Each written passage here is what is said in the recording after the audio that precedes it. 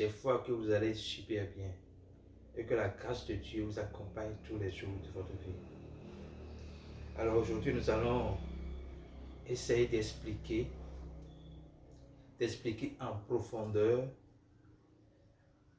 le passage sur la guérison de l'aveugle de Bethsaïda.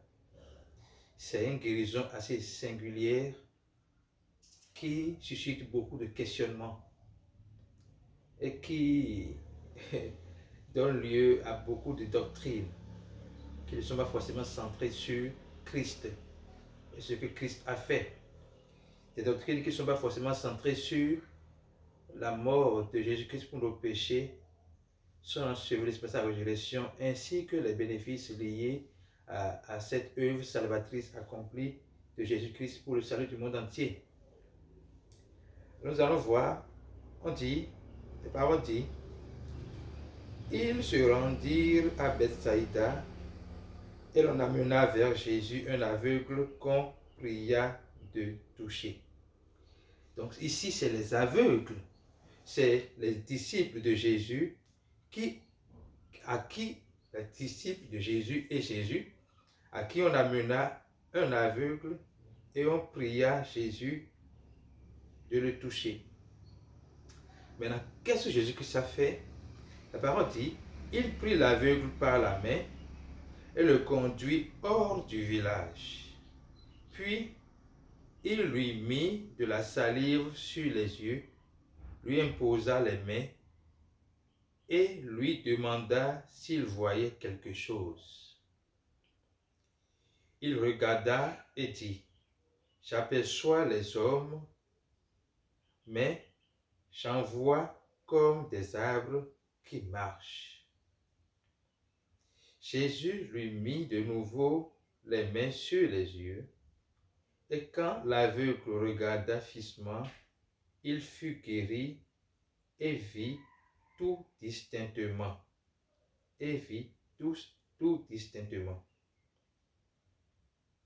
Alors Jésus le renvoya dans sa maison en disant, n'entre pas au village. Alors on va essayer d'expliquer en profondeur ce verset aujourd'hui et voir ce que Jésus-Christ annonçait, ce que Jésus expliquait. Première chose, pourquoi Jésus-Christ a pris la main de l'aveugle et l'a amené hors du village? Pourquoi il n'a pas fait ce qu'il faisait avec les autres aveugles? Vois que ta foi, qu'il te soit fait selon ta foi. Et les aveugles voyaient. Pourquoi il n'a pas fait ça pour cet aveugle de Bethsaïda? La première raison est que Bethsaïda est un village très incrédule. Il ne croit pas en Dieu. Il ne croit pas en Jésus-Christ, qui est Dieu. C'est pour cela qu'à un moment donné, Jésus disait, malheur à toi Bethsaïda, car les miracles ont été accomplis chez toi, si c'était accompli à Tyr et à Sidon, il y a longtemps qu'ils auraient cru. Donc malgré tout ce qui s'est passé dans le village de Bethsaïda comme miracle, guérison et consort, les gens de Bethsaïda sont restés incrédules, ont eu le cœur endurci face à l'amour inconditionnel de Dieu pour eux. Donc étant donné que l'incrédulité est un obstacle à la manifestation, à la démonstration de l'amour de Dieu, Jésus a pris sa main et l'a sorti du village. Et ça me rappelle un verset assez particulier dans la Bible où, je pense que c'est dans Colossiens 1, verset 12 et 13, on dit, rendez grâce au Père qui nous a rendus capables d'avoir part à l'état des saints dans la lumière et qui nous a transportés, qui nous a délivrés de la puissance des ténèbres pour nous transporter dans le royaume du Fils de son amour. Je reprends cela. Rendez grâce au Père qui nous a rendus capables d'avoir part à l'état des saints, qui nous a délivrés de la puissance des ténèbres et nous a transportés dans le royaume du Fils de son amour. Ce passage, le fait que Jésus prenne sa main pour le sortir hors du village, c'est-à-dire hors de la sphère d'incrédulité, c'était en typologie une manière de le sortir de l'emprise du diable pour l'amener dans le règne de Dieu. Et ceci par quoi? Par l'évangile. Pendant qu'il marchait, je suis convaincu que Jésus lui parlait. Jésus lui parlait. Jésus lui parlait afin qu'il puisse commencer par changer de mentalité sur qui est Dieu et comment Dieu agit. Jésus lui parlait de l'amour de Dieu pour lui, de la grâce de Dieu accordée à tout le monde et de la condition pour recevoir cette grâce, c'est-à-dire croire. Il se bat, je n'ai pas tué, n'est pas resté silencieux tout le chemin. Non, Jésus lui parlait. Alors, maintenant, quand ils ont quitté le village, Jésus a mis de la salive sur ses yeux. Oh Seigneur. Et cette interprétation, ce passage est mal interprété. La salive sur les yeux, la salive sur les yeux, représentait quoi? Ça représentait la parole vivante de Dieu. Nous savons que dans plusieurs passages, pour que les gens reçoivent l'évangile, pour que les gens acceptent et croient que Jésus est venu sur la terre, Dieu a laissé sa divinité, a porté le vêtement corporel humain, d'accord, pour venir sauver les hommes. Nous savons que pour que les gens reçoivent cela, il est dit dans plusieurs passages que Dieu, Jésus, ouvrit leur intelligence. Ou bien Jésus ouvre les yeux de leur cœur. Donc pour ouvrir les yeux du cœur du monsieur, pour amener le monsieur à regarder à la lumière, à voir la lumière du monde, il lui a fallu la parole de Dieu pour ouvrir son cœur, pour ouvrir son intelligence, pour ouvrir sa vue, pour ouvrir sa vue à la lumière du monde. Donc la salive est utilisée, certes, mais représentait clairement la parole de Dieu. La salive représentait clairement la parole de Dieu. Maintenant, il y a aussi un fait assez particulier, c'est que Jésus lui impose la main une fois et il dit, qu'est-ce que tu as vu? Et il dit à Jésus, oui, j'ai vu des hommes, mais comme des arbres qui marchent. Et Jésus lui impose la main à nouveau et il dit, qu'est-ce que tu vois? Il dit, je vois tout distinctement. Je vois tous distinctement. Qu'est-ce que cela veut dire? Oh Seigneur, je vous prie le Seigneur de vous révéler cela.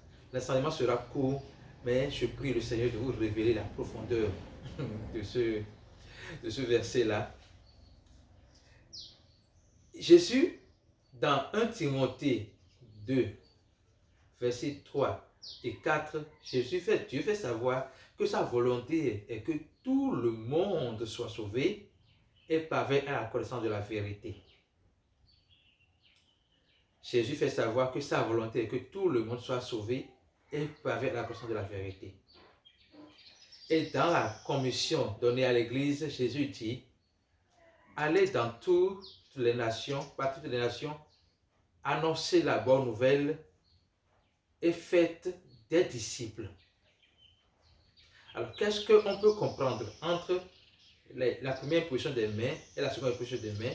Je vais expliquer cela parce que nous savons que parfois Jésus n'a pas besoin de toucher quelqu'un, d'imposer la main à quelqu'un. Il suffit qu'il parle, même de loin, des kilomètres près, ça marche. Mais pourquoi il a fait tout ça là? C'est pour nous enseigner ceci. Première chose, Dieu veut que tout le monde soit sauvé.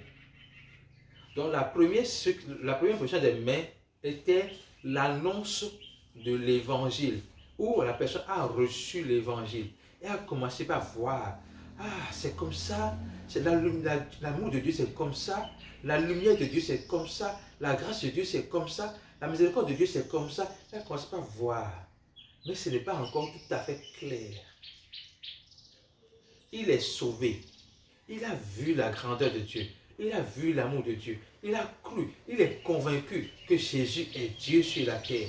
Mais il lui faut encore parvenir à la connaissance de la vérité sur qui est Jésus et sur la grâce de Dieu. Comprendre en profondeur la richesse cachée dans la mort de Jésus pour nos péchés, son enseignement, sa résurrection. C'est pour ça qu'après la deuxième impression des mains, il a dit, je vois tous distinctement. Je vois tout distinctement. La seconde impression des mains était quoi? C'était le disciple-là. Oh Seigneur. C'était le disciple-là. C'était la seconde volonté de Dieu qui est que tout le monde parvienne à la connaissance de la vérité. La parole dit, vous connaîtrez la vérité et la vérité vous rendra libre. Alors ce qui va rendre libre ce monsieur, cet aveugle, ce n'est pas juste sa guérison, ce n'est pas juste qu'il ait le salut, mais c'est qu'il parvienne dans son processus, dans sa vie sur la terre, à la connaissance de la vérité. C'est qu'il devienne disciple, au-delà d'être croyant, qu'il devienne disciple, qu'il aille à l'école de Christ, qu'il aille à l'école de Dieu, afin de comprendre, de saisir la révélation de son amour inconditionnel, de sa grâce extraordinaire et de sa miséricorde insondable pour nous. Alors je voudrais prier le Père de vous donner la grâce de la révélation de ce passage, de vous enraciner dans la vraie compréhension de ce passage qui nous enseigne beaucoup de choses. Première chose que ça nous enseigne, c'est que la ville de Bethsaïda était une ville incrédule et il fallait en sortir pour recevoir, pour croire en Dieu. Donc, si vous êtes dans un environnement incrédule qui vous empêche de croire en Dieu, je vous en prie, la première chose à faire, c'est de voir comment vous pouvez vous démarquer de cet environnement, vous disposer à faire la marche avec Dieu, à croire en son amour inconditionnel pour vous, c'est-à-dire le pardon de vos péchés. Jésus-Christ est mort parce que nous devons mourir. Le salaire du péché, c'est la mort. Et Jésus-Christ ne veut pas que nous mourions. C'est pour cela qu'il a pris sur lui de payer le salaire du péché. Notez que le salaire du péché, ce n'est pas perdre, faire faillite dans son entreprise. Ce n'est pas maladie. Ce n'est pas donner dîme. Ce n'est pas faire des offrandes. Non. Le salaire du péché, c'est la mort. Et il fallait quelqu'un pour mourir pour nous. La parole dit que sans effusion de sang, il n'y a pas de pardon des péchés. Donc, il a fallu que Jésus-Christ sur la croix verse son sang, donc donne sa vie pour nous, afin que nous puissions avoir la vie. C'est le seul processus que Dieu donne pour recevoir la vie. Donc c'est parce que nous étions condamnés à mourir que Christ est mort pour nous. Parce que nous étions encore pécheurs que Christ est mort pour nous démontrer son amour inconditionnel. Donc, la vraie guérison se trouve dans le salut. Et l'entièreté de cette guérison se trouve dans le fait qu'on est parvenu à la connaissance de la vérité. C'est dans le fait que nous devenions disciples de Dieu. Dieu a pourvu à tout, par grâce. Mais pour nous en saisir, ce n'est que par la foi. Et pour nous maintenir dans cette grâce, c'est en devenant disciple, en jouissant, pour jouir de cette grâce pleinement, c'est en devenant disciple, c'est en étant assoiffé de parvenir à la connaissance de Christ. Et cela est une soif qui doit nous pousser tous les jours, chaque instant, tous les jours de notre vie. Merci Jésus pour la grâce que tu fais. Merci pour les aveugles qui ont ouvert, à qui tu as ouvert la vue maintenant dans cet enseignement. Merci pour les yeux, les aveugles spirituels qui retrouvent la vue maintenant au nom puissant de Jésus-Christ. Merci pour les aveugles physiques également qui retrouvent la vue au nom puissant de Jésus-Christ. Merci parce que ceux qui nous écoutent aujourd'hui, oh Seigneur Jésus, reçoivent ton amour, reçoivent ta grâce, reçoivent ta miséricorde. Merci Jésus, parce qu'il se laisse aller, il se laisse en faisant confiance en toi et en renonçant à toute forme d'incrédulité, à toute forme d'endurcissement de leur cœur. Ils acceptent de recevoir ton amour et de le saisir et de recevoir ainsi ta grâce pour eux. Merci Jésus pour ta paix qui repose sur chacun de nous. Au nom puissant de Jésus, nous avons prié.